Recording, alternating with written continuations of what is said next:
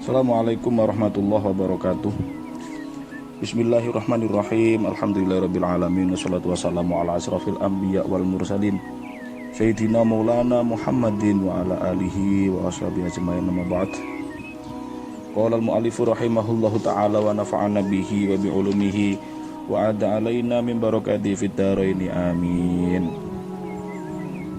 Wa bi qauli ghaniyin anhu ay wa kharaja bi qauli ghaniyin anhu, lan terkecualikan bi qauli kelawan dawuh ingsun ghaniyin anhu saking dawuh bi kholitin tahirin ghaniyin anhu, ma apa barang la yustagna kang ora kena den semugahake apa anhu saking ma, kama kaya barang fi maqarihi kang tetep ing dalem nggon tetepe banyu, wa mamarihi lan ing dalem nggon miline banyu, min nahwitinin saking sepadane endut, wa tukhlubin lan ganggeng, mutafat titin kang ajur, wa kibritin lan sepadane belerang.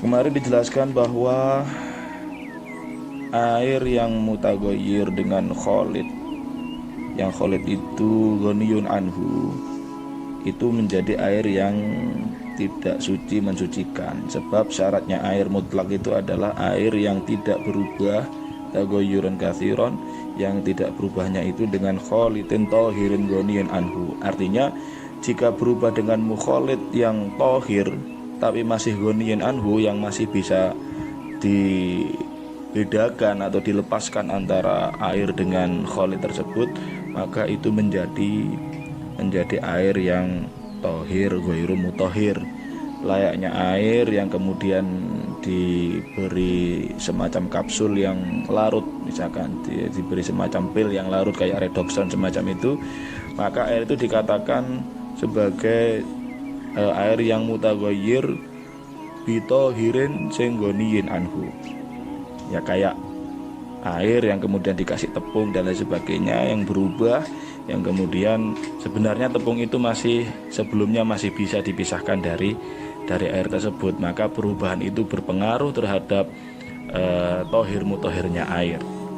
Nah, dikecualikan dari itu adalah dari ucapan dari dawuhnya musannaf ghaniyun anhu adalah mala yustagna anhu, jika perubahan itu dengan mukholid, namun mukholid itu tidak bisa dilepaskan dari air tersebut, seperti halnya sesuatu yang berada di tempat mengalirnya air dan tempat diamnya air, semacam tanah atau lumut, meskipun lumut itu ajur atau belerang sekalipun. Jadi kok ada air yang mengalir di jalur yang di situ terdapat belerang misalkan, kemudian air itu berbau belerang, maka air tersebut statusnya masih suci mensucikan, meskipun posisi dari tin, tukhlub dan kibrit tadi itu merupakan mukholid. Wa katagoyuri lan koyo perubahan bitulil muksi kelawan suwene meneng, au bi aurakin utawa kelawan pira-pira godhong mutanatsiratin kang ceblok, binafsiha kelawan awak dhewe ne aurat, wa intafattatat senajan iku ajur apa aurat, wa ba'udat lan adoh apa asyajaratu apa wit-witane anil ma'i saking banyu. Dan termasuk mala yustagna anhu adalah perubahan yang disebabkan oleh tulil muksi. Jadi air berdiam di bekas kolam yang lama, diam di situ tidak pernah diganti misalkan, yang kemudian air itu tiba-tiba menghijau karena lumutnya misalkan, itu juga tergolong perubahan yang tidak berpengaruh terhadap kesucian dan mensucikannya air. Atau perubahan yang dengan dedaunan yang jatuh dengan dirinya sendiri, yang kemudian dedaunan itu hancur, meskipun daun itu hancur, bahkan meskipun pohonnya itu jauh dari posisi air yang kejatuhan daun itu. Nah, apalagi yang dekat, maka sudah jelas perubahan yang disebabkan karena dedaunan yang jatuh dengan dirinya sendiri, jatuh sendiri ke air tersebut, maka air yang kejatuhan daun itu dihukumi tetap suci mensucikan. Ini berkaitan dengan keterangan di sebelumnya bahwa berbeda kalau daun itu dijatuhkan memang sengaja dilemparkan ke dalam air melalui tangan manusia, maka hukumnya ketika air itu berubah karena daun-daun yang dijatuhkan itu, maka itu disebut dengan tohir. Air itu perubahannya mempengaruhi terhadap kesucian air tersebut, suci tapi ghairu mutahhir. Au binajisin, termasuk syaratnya ma'un mutlak adalah tidak ada perubahan, ya, tidak ada perubahan yang disebabkan oleh najis. Ini ataf pada bikholitin, perubahan yang disebabkan oleh najis. Cuma bedanya wa in qalla ataghayyuru, senajan sithik apa ataghayyuru apa perubahane. Kalau berubah karena mukhalid itu perubahannya harus banyak. Kalau perubahannya dengan najis, meskipun perubahannya sedikit, itu mempengaruhi terhadap kesucian tohir mutahhirnya air itu. Ya, walau kana senajan ono apa alma'u banyu iku kathiron iku akeh, meskipun air yang berubah dengan najis itu jumlahnya banyak, aikulata ini tegese rongkola au aksara utawa haliluh akeh fi suratayit taghayyuri ing dalem gambaran lurune perubahan, fi suratayit taghayyuri ing dalem gambaran lurune perubahan bitohiri kelawan tohir wan najisi lan najis. Jadi meskipun air itu banyak, tapi kok terjadi perubahan bimukholitin yang taghayyurun kathiron, atau dengan najis yang wa in qalla ataghayyur, maka status air tersebut meskipun banyak 2 qalla atau lebih, maka status mensucikannya air tersebut menjadi hilang. Jadi tidak memenuhi syarat untuk digunakan bersuci. Nah, kemudian musannaf melanjutkan wal kullatani lan utawi rongkola bil wazni kelawan wazan iku khamsumi'ati ritlin, iku 500 ritel Baghdadiyin kang bangsa Baghdad. Jadi 2 kula itu menurut musannaf ini dijelaskan jumlahnya adalah 500 ritel Baghdad. 500 ritel Baghdad. Takriban kelawan kira-kira, wabil misahati lan kelawan ukuran fil murabba'i ing dalam perkara kang kubus, nggih kubus. Dhira'un wa rubu'un iku sak dhira' seprapat. Tulan apane dawane wa ardon lan ombone wa umkon lan jerune.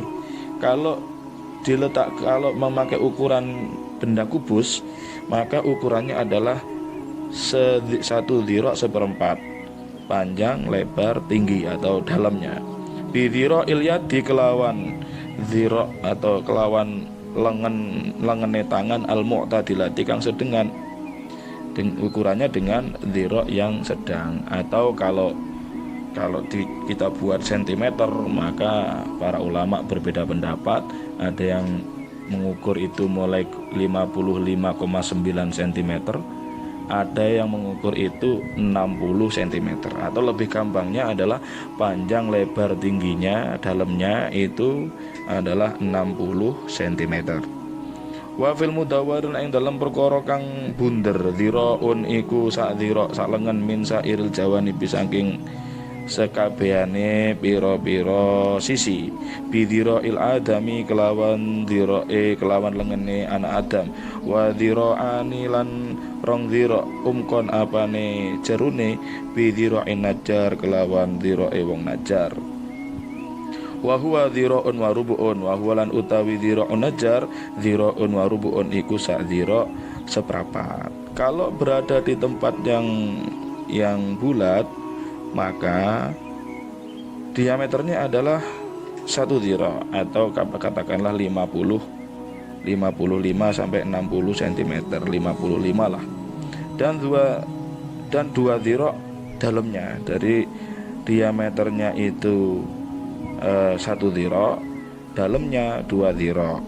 Bi dhira in najjar, cuma dengan dhiranya orang najjar atau dhira seperempat. Atau kalau kita ukur, maka diameter lingkarannya itu 1 dhira sekitar 50 cm, ya, dalamnya 2 dhira dengan dhira'un najar atau dhira'un warubu'un, 1 dhira' seperempat, atau tadi dikatakan 60 cm dikali 2 umkon karena dhira'ani.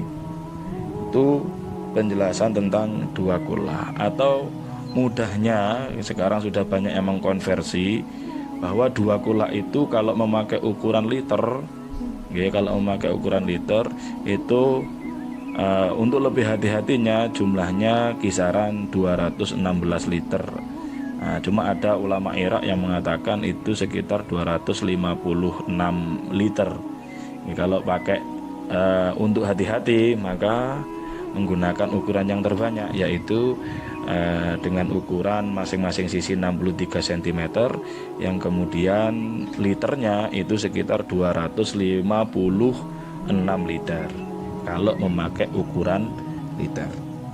Nah, itu penjelasan sederhana terkait dengan 2 kullah. Wala tanjusulan ora najis apa kullatama in apa rongkolai banyu walau ihtimalan, senajan iku rongkolai iku sih samar, ihtimal, masih ihtimal. Kaan saka kaya ento mamang sapa wong fima ing dalem banyu ablago tumeka apa mak huma ing rongkola amla utawa ora. Wa intayakona senajan dadi yakin apa qillatuhu apa sithike banyu qablu ing dalem sadurunge mamang bimula qati najisin kelawan ketemu najis malam yatagoyar selagi ora berubah apa banyu bihi kelawan najis. Wa inistahlakat senajan dadi ajur apa an-najasatu apa najis fihi ing dalem banyu. Air yang 2 kullah itu tidak akan menjadi najis. Air yang 2 kullah tidak akan menjadi najis bimula koti najisin. Ini kembali ke situ. Air yang 2 kullah tidak akan menjadi najis dengan kejatuhan najis malam yatagoyar, selama tidak terjadi perubahan.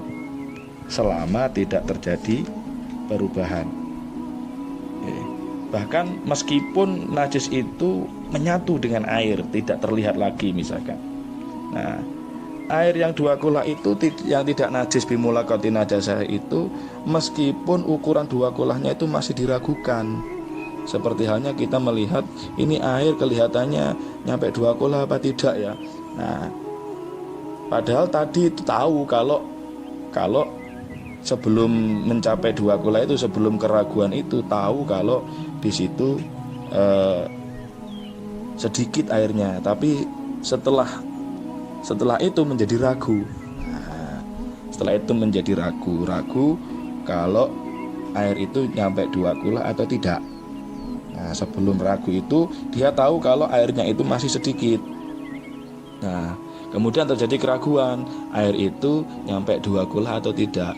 Nah, yang seperti ini yang masih bahwa kelihatan banyak loh ya, kecuali kalau yakin kalau memang air itu sedikit. Nah, setelahnya kok kemudian ada keraguan air itu mencapai 2 kullah atau tidak, air yang diragukan itu termasuk air yang yakin sudah mencapai 2 kullah itu tidak akan menjadi najis dengan sebab kejatuhan najis malam yatagoyar bihi, selama tidak ada perubahan walau qalilan. Kan tadi dikatakan air yang terpengaruh oleh najis itu adalah air yang berubah disebabkan najis meskipun sedikit atau banyak, kan seperti itu. Nah, cuma kalau kita kembali kepada konsep bahwa air yang kejatuhan najis, kalau menurut madhab Syafi'i, ketika air itu sedikit kurang dari 2 kullah maka jelas najis, tagoyaro amla, berubah atau tidak. Jika air itu mencapai 2 kullah kemudian kejatuhan najis, atau diragukan air itu banyak, ini nyampe 2 kullah atau tidak, kemudian kejatuhan najis, maka air itu tidak menjadi mutanajis disebabkan kejatuhan najis selama tidak terjadi perubahan di air tersebut. Demikian penjelasannya. Wala yajibu at-taba'udu min najisin fima in kathirin Wallahu a'lam bishawab. Al-Fatihah. A'udzubillahi minasyaitonir rajim. Ya Allah.